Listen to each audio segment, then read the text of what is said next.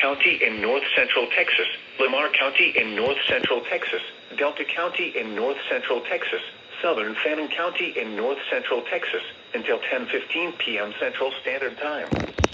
At 9:14 p.m. Central Standard Time, a severe thunderstorm was located near Bailey, or 9 miles southeast of Bonham, moving east at 55 miles per hour.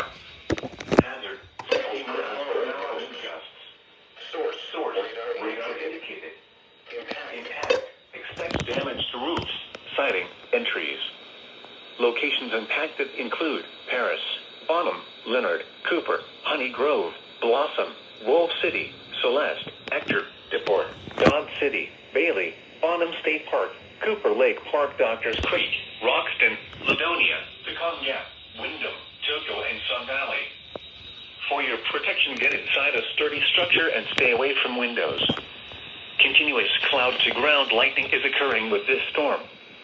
Move indoors immediately. Lightning can kill.